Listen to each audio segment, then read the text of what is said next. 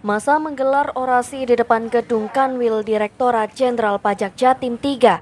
Mahasiswa mendesak agar harta kekayaan dari pegawai pajak dapat dibatasi. Masa menuntut agar pemerintah tegas dalam melakukan evaluasi kinerja Sri Mulyani yang lalai dalam pengawasan terhadap pegawai pajak yang terindikasi melakukan penyelewengan. Masa aksi tuntut pemerintah agar melakukan evaluasi terhadap oknum pegawai pajak yang memiliki rekening gendut, serta mendesak pemerintah mengevaluasi tunjangan kinerja Dirjen Pajak ratusan juta rupiah. Hal ini dapat berpotensi menimbulkan kecemburuan sosial antar lembaga-lembaga, serta mendorong agar terciptanya rancangan undang-undang pembatasan harta, sehingga setiap orang yang menjadi pejabat negara tidak memanfaatkan wewenang untuk mengumpulkan harta yang berakibat pada kerugian negara. Dirjen Pajak Jatim 1, 2, 3 itu siap bersama Gerakan Indonesia untuk mendorong Presiden Indonesia Pak Joko Widodo mengevaluasi kinerja Sri Mulyani.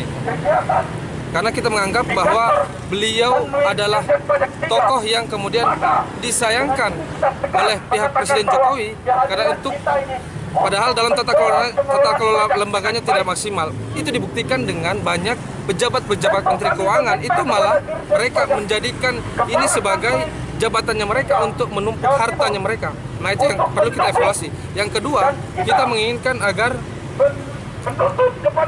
tidak adanya perlu evaluasi terkait dengan pemberian tunjangan kinerja Dirjen Pajak, apalagi di lingkup Kementerian Keuangan, karena ada ketimpangan. Kita lihat di rilis tahun 2022 bulan Desember, maka ratusan juta pegawai pajak itu mendapatkan bonus terhadap capaian mereka dalam mendapatkan pajak di akhir tahun 2022. Nah, ini perlu evaluasi karena kami menganggap bahwa akan ada kecemburuan sosial bukan di masyarakat, tetapi antar lembaga negara.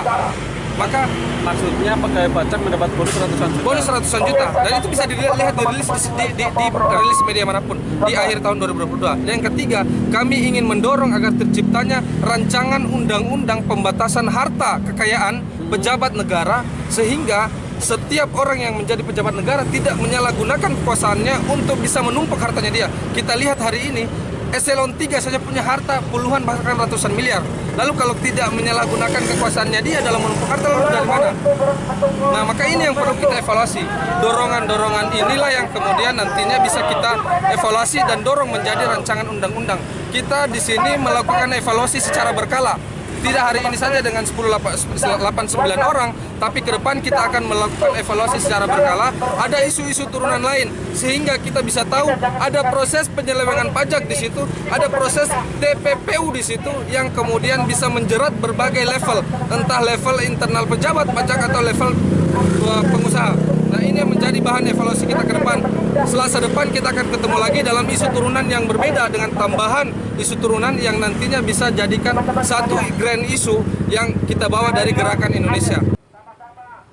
Aksi unjuk rasa memakan sebagian badan jalan untuk berorasi.